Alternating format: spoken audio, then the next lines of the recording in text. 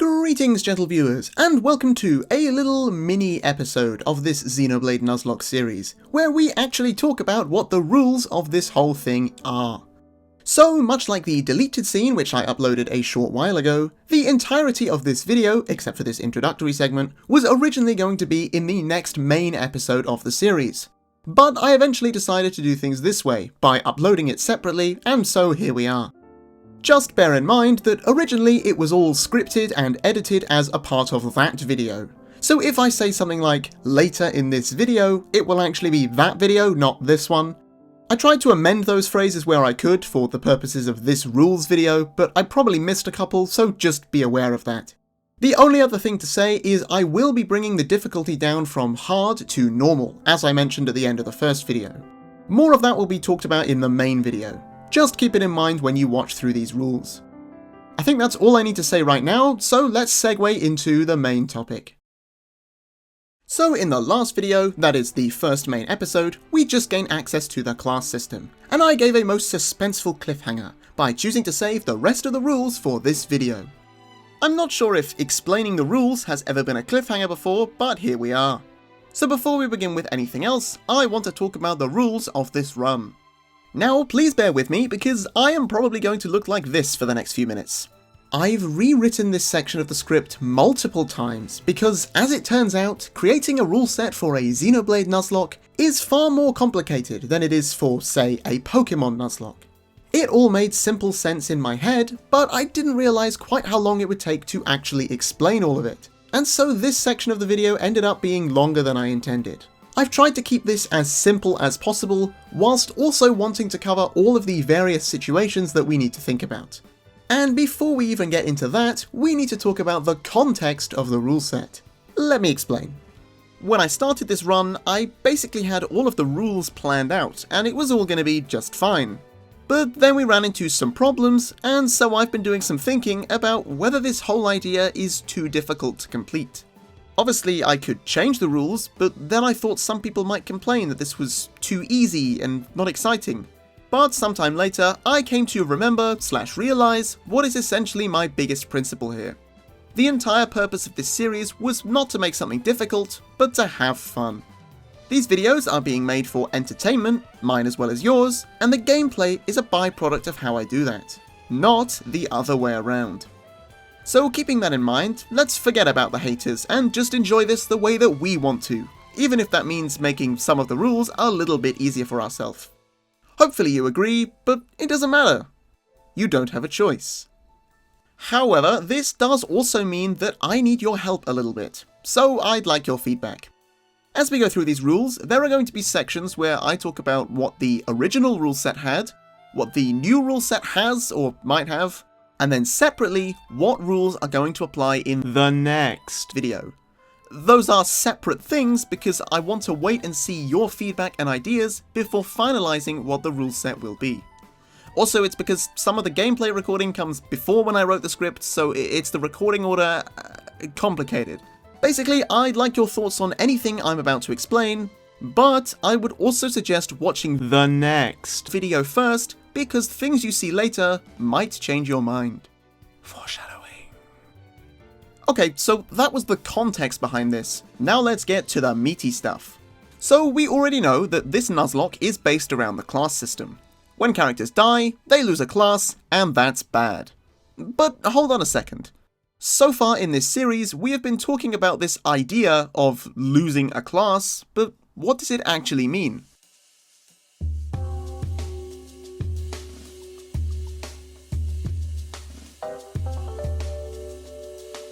I'm going to place it here as some kind of thing that happens in a timeline. And essentially, the rules in more detail come from two questions. What happens before this event, and what happens after? What actually triggers this thing called losing a class, and what happens because of it? Look, I know I sound like your science teacher right now, but I think this is the best way to explain this. Both of these questions might sound like they have obvious answers, and they do, but there are a few weird scenarios which I want to consider. So we're going to start with this category, the what happens after category. And basically this revolves around master arts and master skills. The whole premise of Xenoblade 3's combat system is that each character has a primary class equipped, which give us the arts on the right side of the screen, but as we gain experience with each class, we can equip other arts on the left that are from different classes. So there's a lot of flexibility in how you can mix them together, and the same is true of class skills. Now obviously, if we lose a class, we are no longer allowed to equip it as our primary class. But what about all those master arts? In my original rule set for this run, if we lost a class, that would include losing access to all of those master arts and master skills. As it might sound, you lose everything about that class. But the problem here is that this is such a key feature to the combat system that removing a lot of it really limits our options, even if characters still have several classes available. And so ultimately, I want to change something about that rule. I don't want the game to completely transform by removing master arts, I just want to add a little bit of spice, a little bit of restriction to make our playthrough more interesting. Initially, I flip-flopped between whether this should stay or be removed, but I think I prefer the idea of some sort of middle ground. For example, if we say that out of our 3 master arts, 2 of them have to follow our Nuzlocke rule set, but the third one can be from any class whatsoever. 2 that are restricted, but 1 that is free choice. Or maybe it should be 1 restricted and 2 free choice. Something like that will hopefully give us the right balance of difficulty that we want. I haven't exactly made up my mind yet, so let me know what you think. For the rest of the next video, all master arts and master skills are allowed as if you were playing the game normally. That's just how I ended up recording this video, I'm sorry if that upsets you, but for all future videos there will be a consistent rule set. Okay, so that's the what happens after category. It's all the stuff in the menus that we have to deal with post-battle. But now let's turn to the other question. Not post-battle, but in battle. How does all this losing a class and losing arts and skills actually happen? Now look, I get it, I know that sounds obvious. This is losing a class. But as the pedantic, detail-oriented overthinker that I am, there are some other conditions that we need to consider. Let's start with the most obvious one, which is, what do we do now? In this example right here, Mio has died and lost the Zephyr class. Now we can change the class after the fight, but what do we do for the rest of this fight?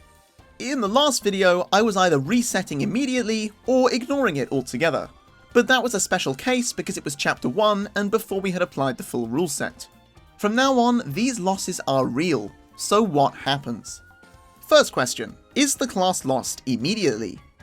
If we apply the class loss instantly, then Mio needs to be doing absolutely nothing for the rest of the fight, since she's not allowed to use the Zephyr class and we can't change to a different class mid-battle.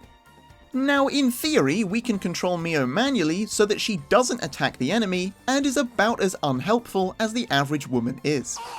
But if a second character goes down, then not even my incredible gaming skill and unmatched powers of emotional manipulation can stop the AI from, playing the game. So applying the rule instantly on death is not an option. Therefore, when we say that we lose a class, this is only going to apply after the fight as and when we can change the class. So even if right here Mio dies and loses this class, we're still allowed to use it for the rest of the battle. But we must change it at the first opportunity, and that includes losing the fight altogether. Another question we need to ask is what happens if a character dies multiple times in the same fight? We just established that after one death, they'll continue to use the same class for the rest of the fight. But what if that same character dies a second time? Maybe some of you would argue that we need to count this death in the run separate to the first one. So would we have to lose a different class? A second one? And how do we determine what class that is? We will not be doing this. If a character dies multiple times in the same battle, we count that as just one class loss for that character.